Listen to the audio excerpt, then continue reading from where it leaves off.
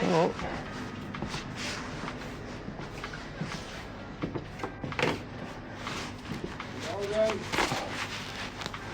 Morning.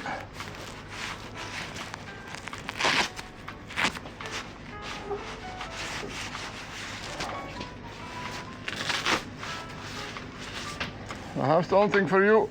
Yes.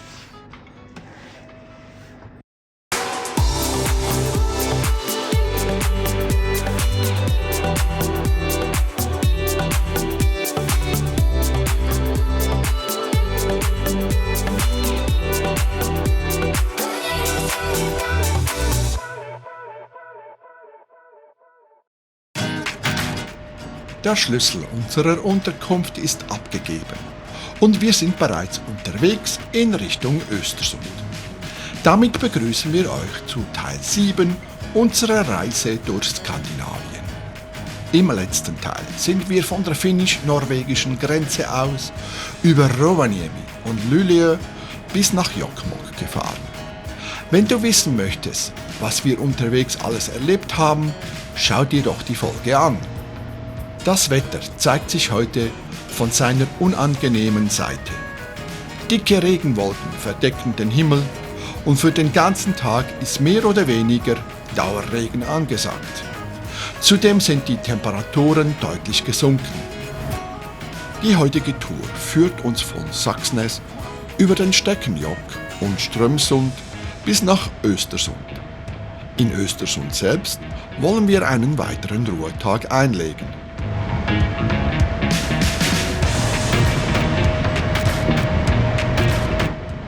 Wenige Kilometer nach dem Start erblicken wir plötzlich zu unseren Rechten einen Elch, der jedoch nach wenigen Sekunden wieder in den Büschen verschwindet.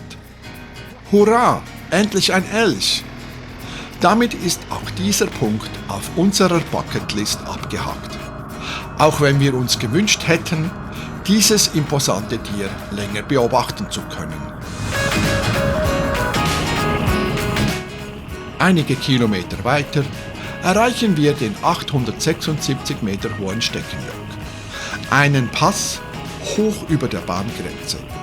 Gelegen an der rund 500 Kilometer langen Vildmarksvägen, einer Rundstrecke, die durch die Region Jämtland und Lappland führt. Bei schönem Wetter muss die Aussicht hier atemberaubend sein. Doch der starke Regen und die knapp 4 Grad Außentemperatur, die sich wie -4 anfühlen, halten uns von einem Halt ab. Und so sind wir nicht traurig, als wir den 70 Kilometer langen Strömsvatudalsee erreichen, der etwa auf 284 Meter über Meer liegt. Hier liegen die Temperaturen zwar auch nur bei 8 Grad, doch alles fühlt sich deutlich wärmer und freundlicher an. Als wir uns langsam Östersund nähern, lässt zum Glück auch der Regen nach. In der Stadt selbst haben wir mitten in der Innenstadt ein Zimmer gefunden, inklusive Garage für das Motorrad. Für morgen haben wir einen Ruhetag geplant und wollen die Gelegenheit nutzen, uns die Stadt in Ruhe anzuschauen.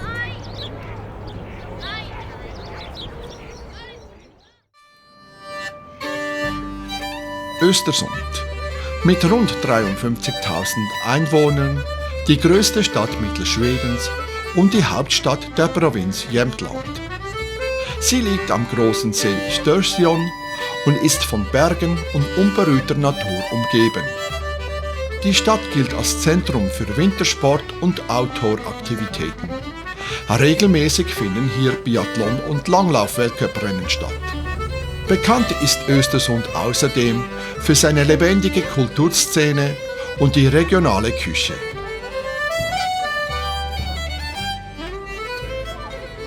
In den kleinen Gassen und Innenhöfen trifft man noch auf alte, traditionelle Holzhäuser aus dem 19. Jahrhundert, die der Stadt ihren ganz eigenen Charme verleihen. Spontan beschließen wir, eine Nacht länger in Östersund zu bleiben und morgen von hier aus mit dem Motorrad die Umgebung zu erkunden.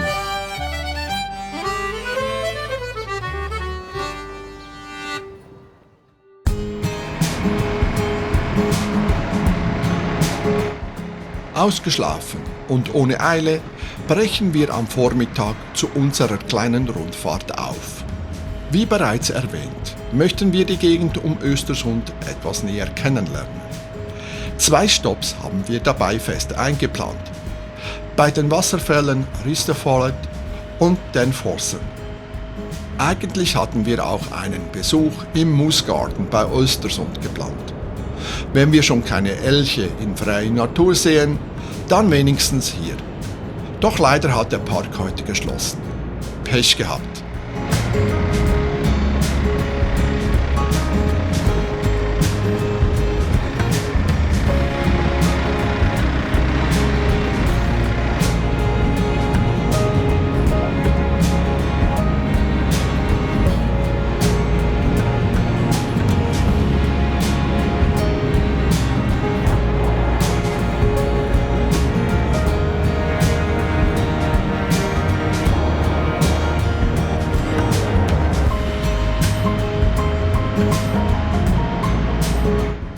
Unsere erste Pause legen wir beim Ristafallet ein.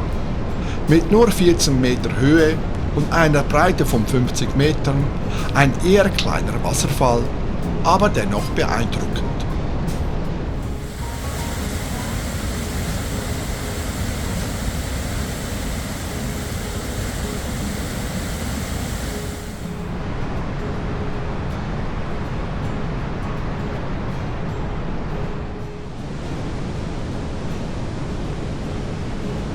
Oben beim Parkplatz des dazugehörigen Campingplatzes genießen wir die Aussicht bei einer kleinen Stärkung. Und ja, ich liebe Zimtschnecken.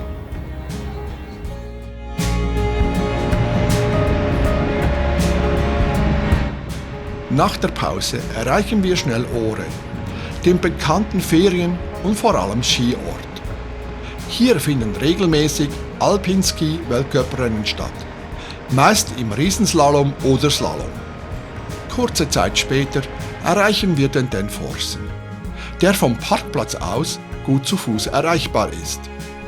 Er gehört zu den mächtigsten Wasserfällen Schwedens. Vom oberhalb liegenden See Densjön stürzt er über 38 Meter in den darunter liegenden Östra Norensee.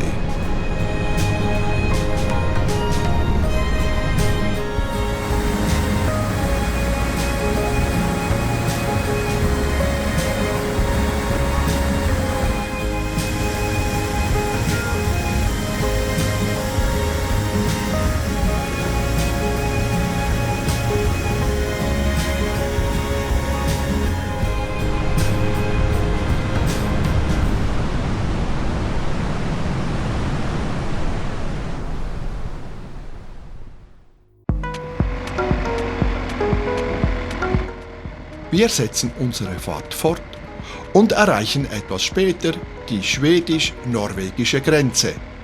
Für knapp 8 Kilometer fahren wir auf norwegischem Boden und schwupps, schon sind wir wieder zurück in Schweden.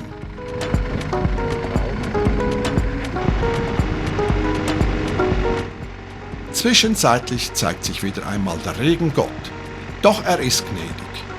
Nach wenigen Kilometern wird es allmählich wieder trocken.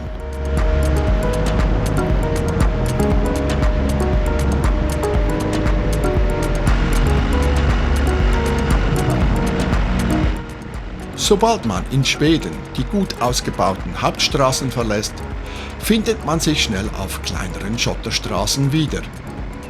Anhand der wenigen Spuren wirkt diese hier, als sei sie erst vor kurzem frisch aufgefüllt worden.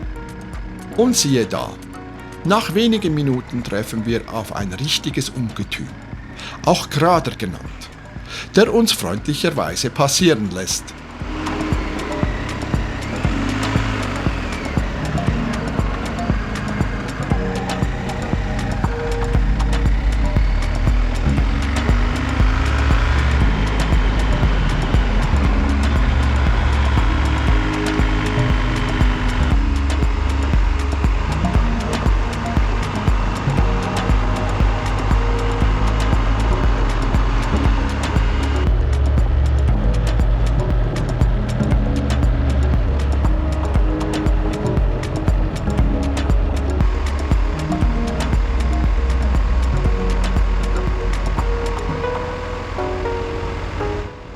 Irgendwann hat aber alles sein Ende. Auch die Schotterstraßen. Schade, es hat richtig Spaß gemacht. Aber keine Sorge, es werden noch viele weitere Schotterpisten folgen.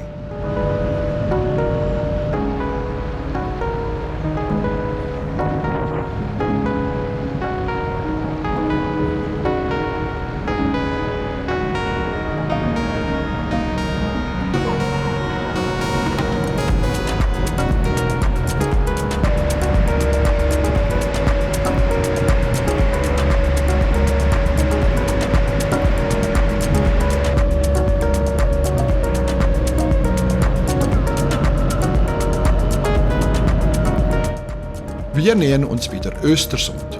Doch bevor wir zurück zur Unterkunft fahren, machen wir noch einen Abstecher zum Frösøytårnet, einem Aussichtsturm auf der Insel Frösön, die direkt vor Östersund liegt. Vom Turm hat man einen großartigen Blick auf die Stadt. Und wer möchte, kann hier im Winter sogar Skifahren. Besonders zu empfehlen sind die Süßigkeiten aus dem Café am Fuße des Turms, die täglich frisch zubereitet werden.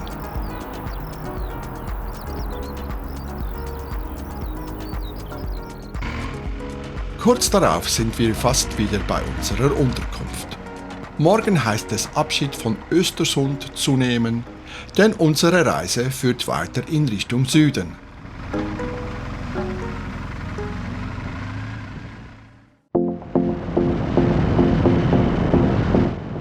Nach 2 Tagen in Östersund verlassen wir die Stadt über die Valsundsbron in Richtung Süden. Unsere Route führt uns über den berühmten Flatruutwegen und nach einem kurzen Halt beim Fjällfallen werden wir schließlich im Skigebiet Gjedrefjell übernachten.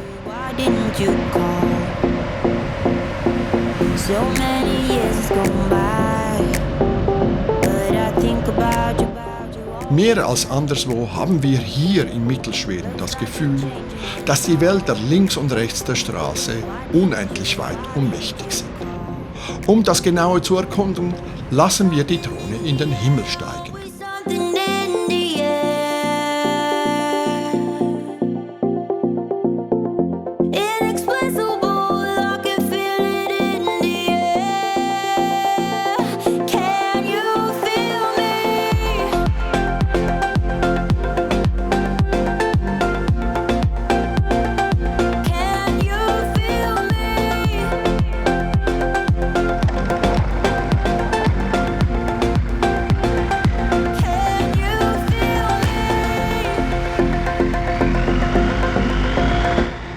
Und wie versprochen, biegen wir schon bald wieder auf unbefestigte Straßen ein, die es hier im Vergleich zu Norwegen in Hülle und Fülle gibt. Oder haben wir diese in Norwegen einfach nur übersehen?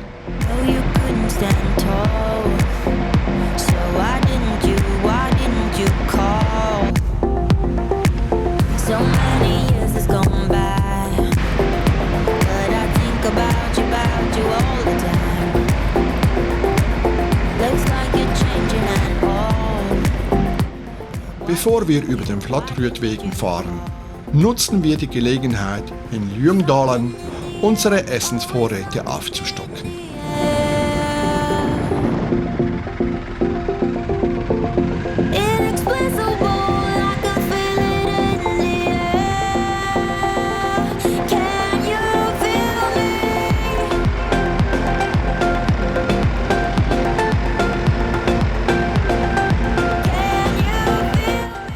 Wir sind nun auf den Flatruutwegen, der höchstgelegenen Passstraße Schwedens.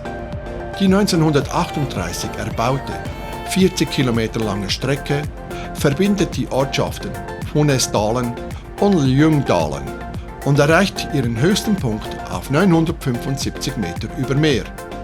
Diese ausgedehnte Hochebene in der nordwestlichen Provinz Härjedalen beeindruckt durch ihre extreme Kargheit und die atemberaubende Weite. Auf der Passhöhe markiert ein Gedenkstein den Scheitelpunkt.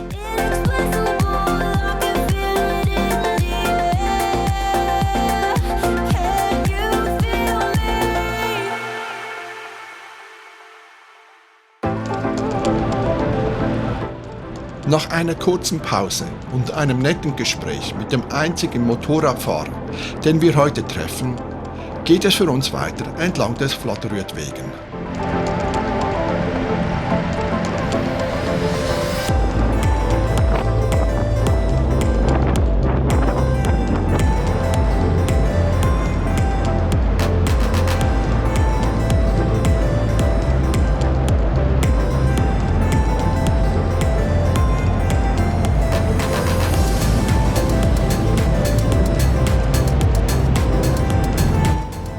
Kurz vor unserem Tagesziel machen wir noch einen Abstecher zum Fjällfallen, das am Unterlauf des Flusses Fjällälven liegt.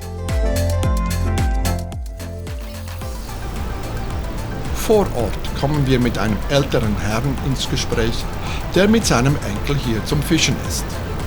So erfahren wir einiges über die Vielzahl an Fischarten, die man hier angeln kann, sowie über die tollen Wanderungen, die entlang des Flusses möglich sind.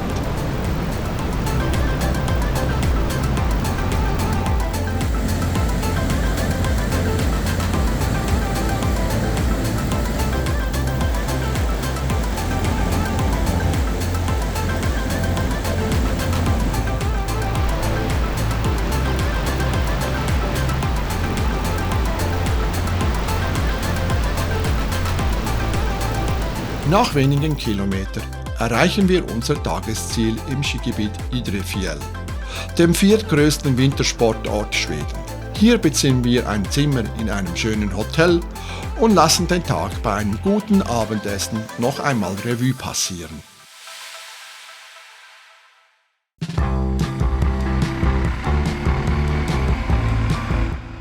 Zeitig, aber erst nach einem ausgiebigen Frühstück, nehmen wir unsere nächste Teilstrecke unter die Räder. Heute wollen wir Stockholm erreichen. Dementsprechend stehen keine großen Sehenswürdigkeiten auf dem Plan. Trotzdem wollen wir weiterhin die kleinen, unbefestigten Straßen nutzen. Und zumindest bis kurz vor Stockholm wird uns das auch größtenteils gelingen.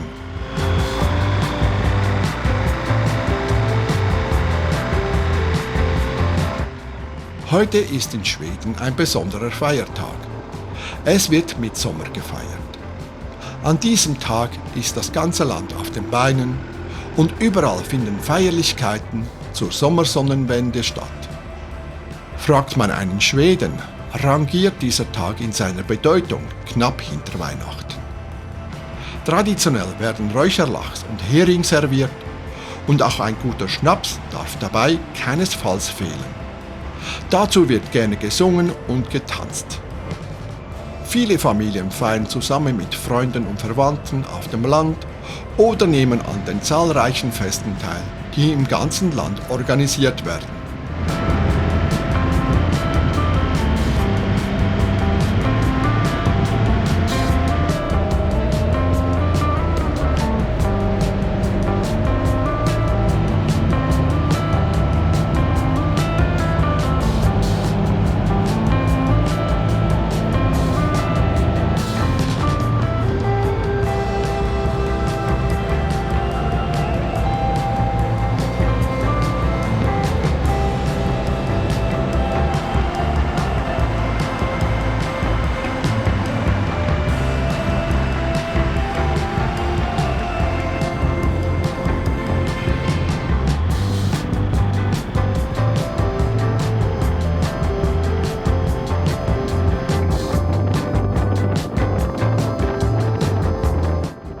Auf halber Strecke fahren wir durch die kleine Stadt Mora. Der Name sagt mir zwar etwas, aber ich kann ihn zunächst nicht einordnen, bis wir plötzlich vor einem markanten Holzbogen stehen.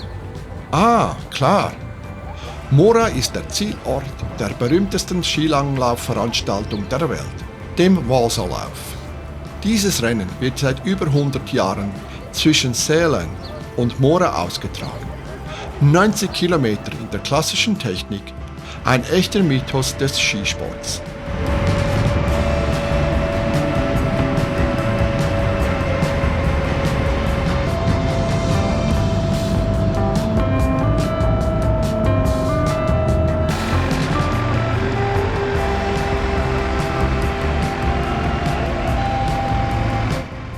an den vielen Häusern links und rechts merken wir langsam, dass Stockholm nicht mehr weit ist. Für uns heißt es jetzt Kapitel abgeschlossen. Aber keine Sorge, das nächste Abenteuer wartet schon. Im nächsten Teil gönnen wir uns einen Ruhetag in Stockholm, bevor es weiter Richtung schwedische Südküste geht. Kleiner Spoiler, eine ungeplante Überraschung steht auch noch auf dem Programm.